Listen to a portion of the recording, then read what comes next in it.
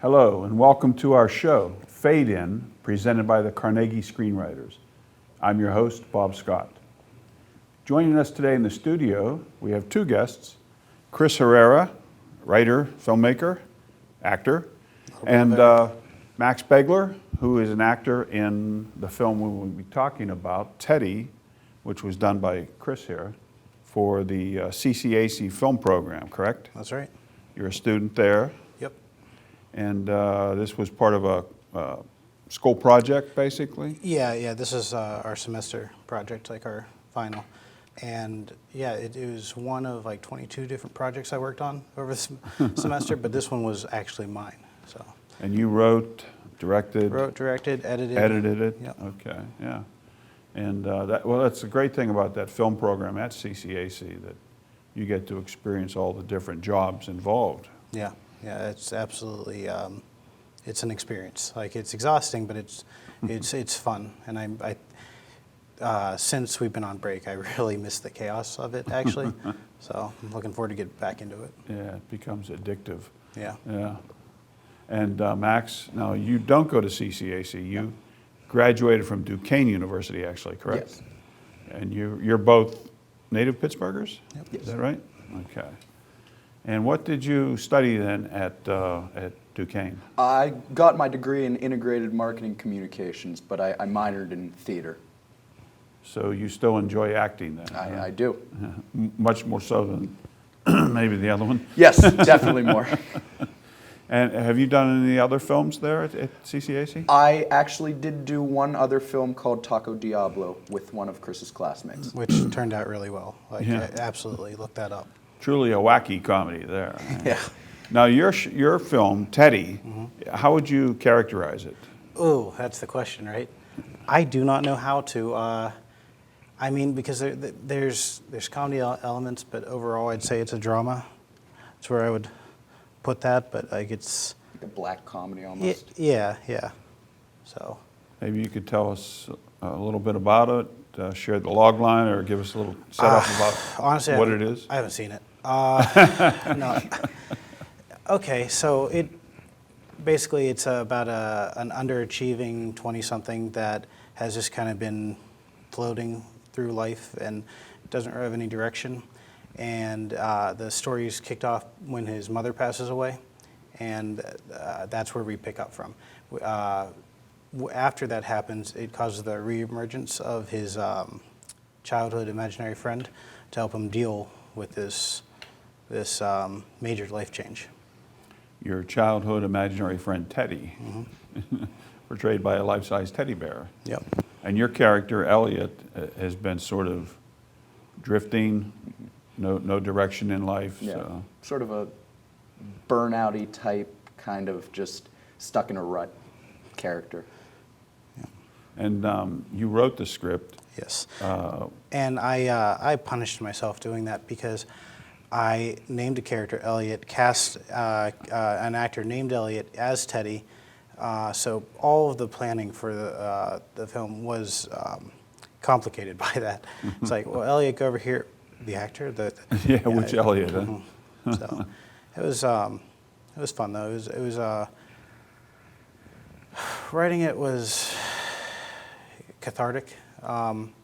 I started off in a couple other programs before I found out that CCAC had this film program, and that's just been a massive life change for me. So it was like you found your passion? Yes. Or your calling? Yes. With the film program? Yeah. Like, despite working on so many different projects, I don't feel like I worked a day in the last several months.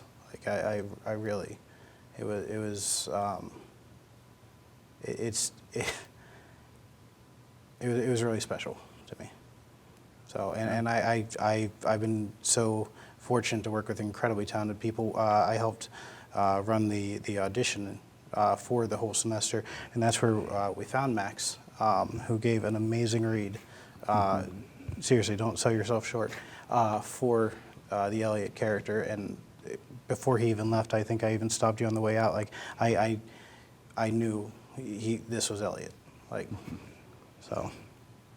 Now, to kind of get back to your personal experience and the script, do you see some of yourself in the Elliot character then? Yeah. Yeah. I mean, Teddy's here with us now. No, no. I mean, obviously, there's some dramatization in the story. My mother is alive, incidentally. Love her. She's great. Very She'll healthy be glad to hear relationship. that. Yeah. So yeah, I mean, there's. I wouldn't read. It's not like a self-insert thing. I don't read too far into it, but there are definitely aspects. You write what you know. That's true. So, You know, it sounds like an old cliche, but it is very true. yeah. No matter what you're writing, you can use some aspects of yourself or your experiences, you know, family experiences you've had. So, good.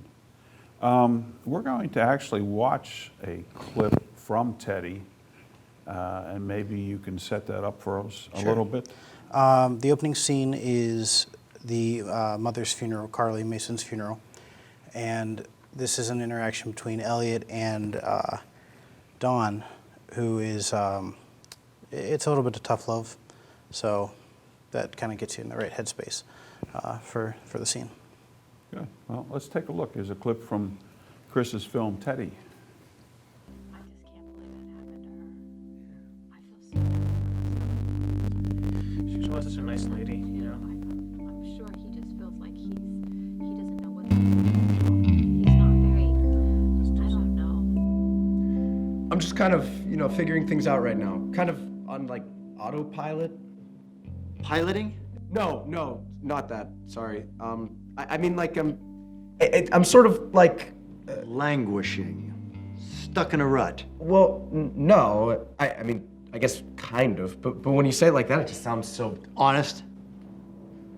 Look, I don't need this right now. All right, my mom just died. No, you're right. You needed this 10 years ago. And don't use her death as an excuse. You were that woman's whole life. You know, she busted her ass to give you every opportunity she could. And what have you done with it? Autopilot. You know, at some point, you gotta take the controls and figure out where it is you're going. Very nice, very nice. And the actor who was berating you, That's Kevin Kelly. Kevin Kelly, He yeah. is, Something else. yeah, he's incredibly talented. Yeah. I would work with him anytime, and I'd highly recommend him for anyone who needs someone, whatever role. Good to know. But you and him brought so much to that scene. I remember on that take, I actually had to leave the room immediately after because it was so well performed that like. And I know, and he's the nicest guy. Like it does not come through in that clip, but it was really impressive. And I mean, when we were doing it, even before we shot it, we sort of felt this like energy of like, we'd stop and we'd be like, wow, that was a lot. Like every time that we tried it, he's really incredible. Yeah. And as someone who has sat around in funeral homes over the years, I know not so much in that, but leading up to it, there was that whole thing of all the voices, you know, trying to offer comfort, but not really quite knowing what to say, and that rang true. Yeah. Yeah, definitely. Yeah, and you can't fault people for that, but like there is some vapidness to it where, I mean, there's nothing they can do. Like they can be around, but ultimately it's a hollow gesture, even if with the best intentions. But and I think that can be overwhelming in some respects. And also, she wasn't in the clip, but I would like to also mention Julia, who, I mean, the whole cast, we were really, really fortunate throughout the whole production. But Now you had, as you said, you wrote, directed, and edited. What about your DP? Who was your DP on this? primarily, it was Austin Konsarak, who did an amazing job. That scene specifically was Paige Lekovic. And yeah, both of them just killed it for me. Like a stunning job. The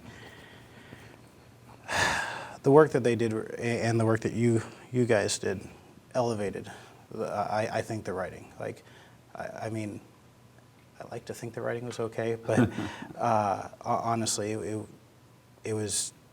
it takes everything. Right. If any of those aspects fall short, it's just not the same picture.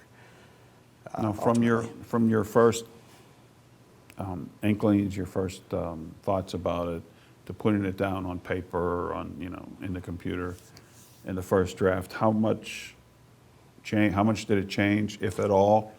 Did it evolve, or was it pretty much as you had written it? It's pretty much as written. I think the scripts that we were filming with even have rough draft on the front page, like that rough draft 1. So, I mean, there were some tweaks. I talked to them before we would shoot different things, and so like actually rewrites didn't happen as much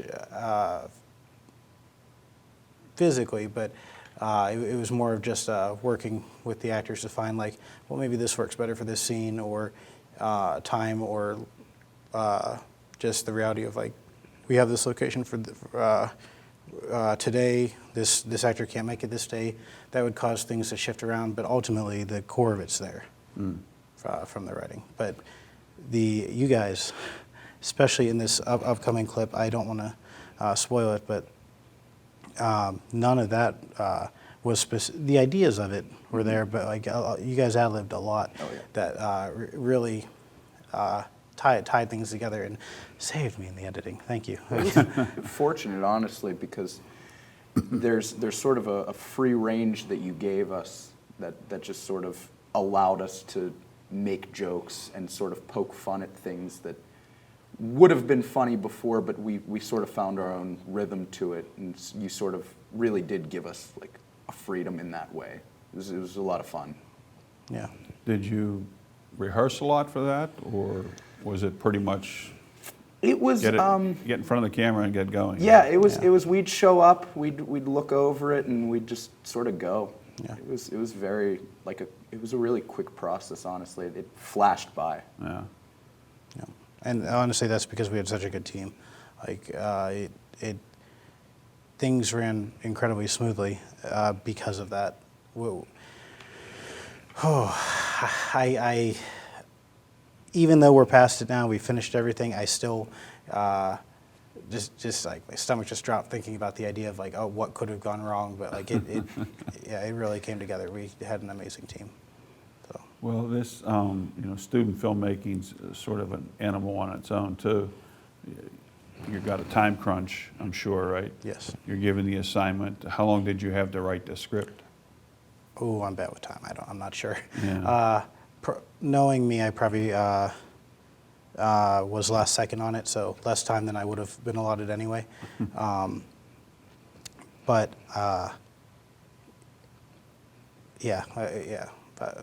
very short. But I had it and I lost it.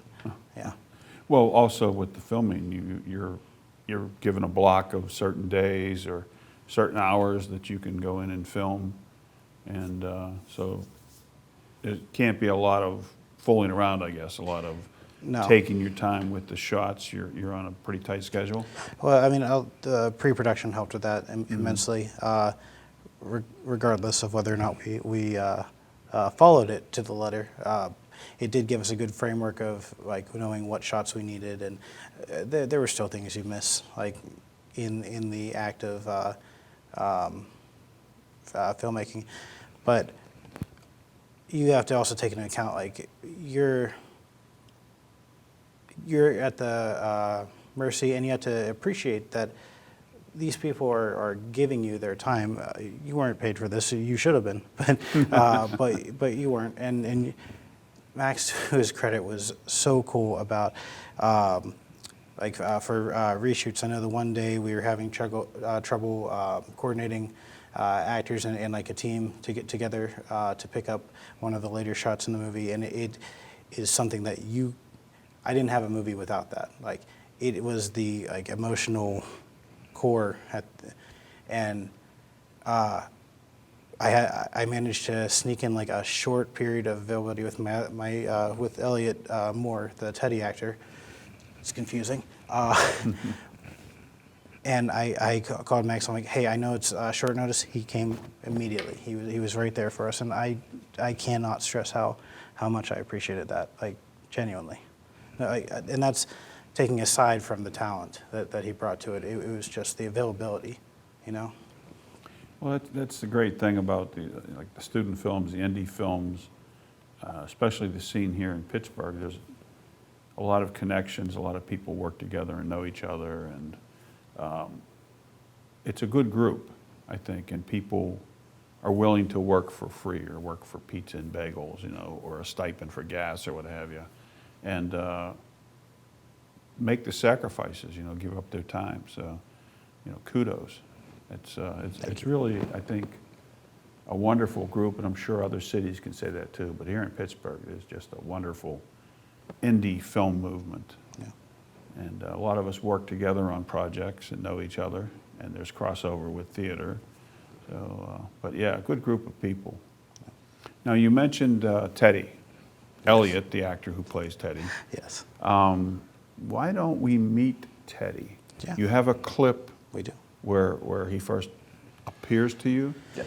And now Teddy was a childhood friend, imaginary childhood friend. Yes. For the character, they basically he grew up and you grow out of that, but he has his mother passes away and he has this sort of an emotional break, and it causes Teddy to just reappear and help him work out those feelings, like in a safe way.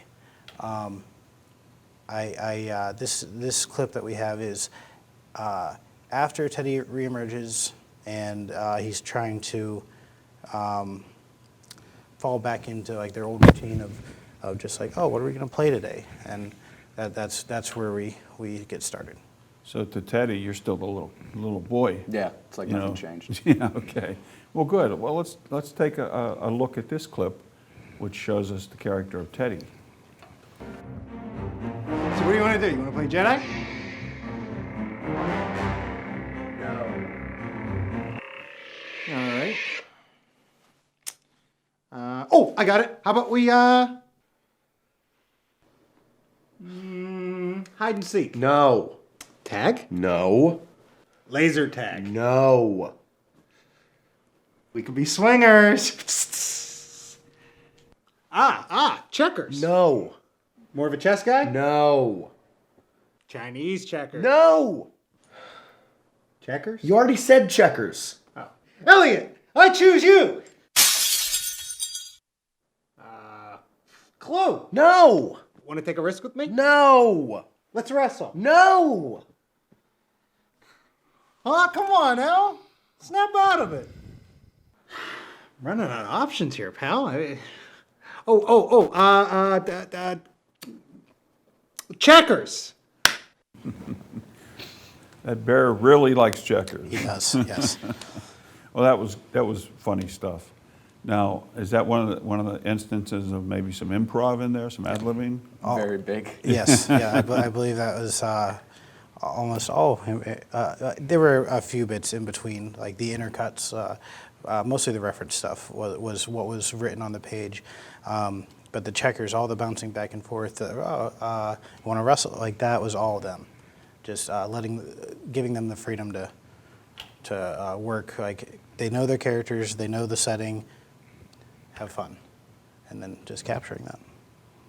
And well, you do a wonderful job in this film, I must say, Max. So your background now, as you told us, you went to Duquesne and minor. Yes. And so you do some acting, you do film, theater, Yes, mostly. and is there a particular theater group you work with, or Um, freelance? Or? I do freelance, technically independent contracting stuff, but I do a lot of children's theater. I do some dinner theater on the side, auditioning all the time, you know, just normal acting things, trying to get work essentially. Yeah.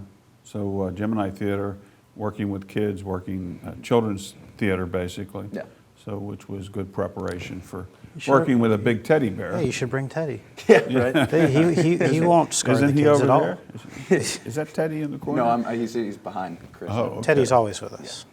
So is this like Harvey, the big imaginary rabbit? Remember that movie? I don't know. Maybe that's a reference that's lost on you. I mean, younger yes, guys, yes, but, it is. Is this truly imaginary, or has Teddy actually appeared to him, or does it matter? Is it up to the viewer? That's something we weren't super clear on. I think it's up to the viewer. Ultimately, it doesn't affect the story. Most of their stuff is self-contained. And Teddy really does kind of help you cope with things. Yeah. Ultimately, right? Yeah. And come to some realizations. Sort of. In his own rough way. Yeah, definitely a tough love way, a slap in the face of, what are you doing? Yeah. It's more reflecting back what Elliot maybe already knows, but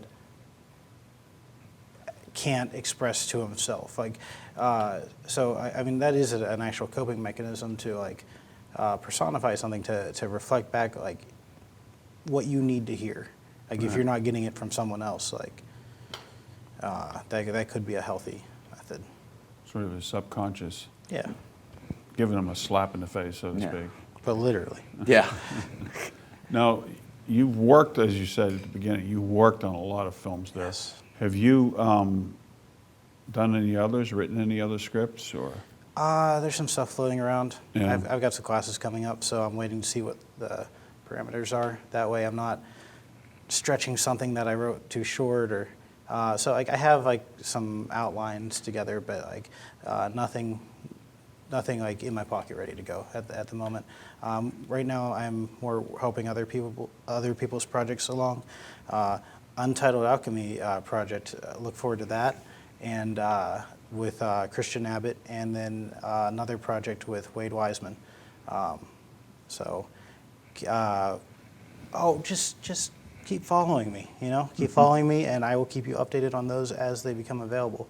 But they're in their infancy, but they're looking to be really good projects. So I was so lucky. I was a part of so many talented. I got to work with so many talented people this semester and be a part of all the best projects. And almost all. There were some that I didn't get to be part of, Max. But yeah, the whole class was great. We were very, very fortunate. It should be noted that when we were watching the premieres, every movie Chris showed up in some way. He was either in the title credits, he was in the end credits, or he was actually acting in it. I mean, it was really, really impressive for somebody who was making their own movie at the time as well. Keep going. Please stop. Please don't stop. Well, that's the great thing about that program at CCAC is you get to work in all the different aspects of film, from writing the script to producing it, directing, editing, everything, acting, and you have access to their equipment, which is a big, big deal. You have no idea. The jump in access that's provided, it's immeasurable. I mean, DSLRs are nice, but it's. I remember I went in the first day, and I had gone to CCAC before. The area where everything is set up used to be called the Tiger's Lair, and it was just a little hangout area for students. But they converted it into our studio, and seeing all that equipment and the studio, I was almost in tears because it felt this was it. This is where I belonged, Well, they do have beautiful setup there, wonderful facilities and equipment, and PJ Gaynard runs it. He's a teacher, advisor, and you have some talented people there. So if it's something you're interested in as a student filmmaker, check out CCAC's film program to give them a little shout out, because you get to really experience it in a good environment with everything you need. Now, jumping back to Max here real quick, you do a little writing too? A small bit. I've Small bit? written nothing published. I've written a couple of one-act shows.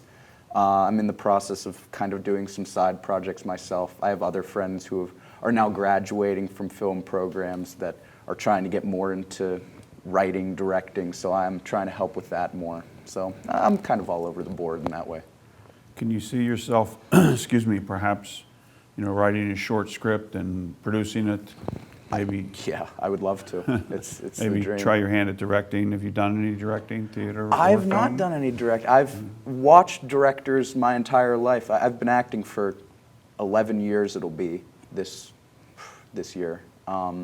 So I mean, I've never done it myself, but it is one of those things that I've looked at and I've thought, hey, I could really get behind that. That seems like something really cool. Yeah, well, something to shoot for. Yeah. And that's one thing in this business, if you will, and the art and craft of everything we do is you keep learning, you keep growing, connecting with people, trying different things, and I think it helps us all out. And we can work together, on these projects, be it film, theater, TV, improv, whatever it might be. Community. Community, That's what it's all about. Yeah. So what's up for you? You got anything coming up? As of right now, no, still auditioning. I have, actually that's not entirely true. I do have a show coming up in March and another one in the end of April, I believe. And on top of that, just doing some side projects, little things here and there, writing more too. Good. So, Keep at it. Yeah. How about you, Chris? What's on the agenda for you here in the future? Well, the two projects I mentioned with Christian Abbott and Wade Weissman.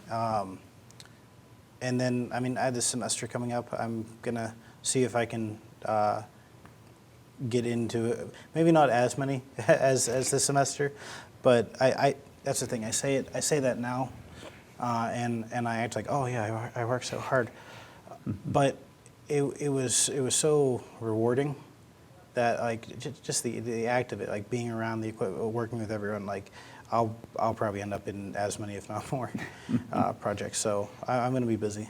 Good. For anything upcoming and to follow me, we at plugs. Can we? Sure. Yeah. Plug away. Sodacult.com. That'll have all my social media stuff tied in, but that's my main hub for anything creative I do. Soda Cult. Yep, like pop culture, but that was taken. So Sodacult, SODACULT.com. Well, great. And thank you so much for being here, Chris, Max. It's been a pleasure. Pleasure. And you can find out more about his work at sodacult.com and check out CCAC. And what about your film? Where might we see that? Will that be? I have it up on YouTube. I'm going to be bringing it around to some different festivals. Nothing's nailed down yet, so I great. Wish I could. We'll keep an eye out for Yeah, it. but yeah, it's on YouTube under Soda Cult, I believe. Like the channel is called Soda Cult, but again, you go to the site. I'm going to have it all there. Great. And yeah, go watch it. Give it a like. Watch it several times. Pass it around. Thank you. Make separate accounts. Thank you, gentlemen. And I got to say, I'm jealous of their hair. What do you mean? Well, thank you. Years ago I had the same kind of, but that was a long time ago. Thank you all for joining us today for another episode of FadeIn, presented by the Carnegie Screenwriters. I'm your host, Bob Scott, and we'll see you the next time. Until then, may the muse be with you. Go out there and do something creative. Go on. Stop watching. Let's go. Gentlemen, thank you. Thank you. Thanks, Bob.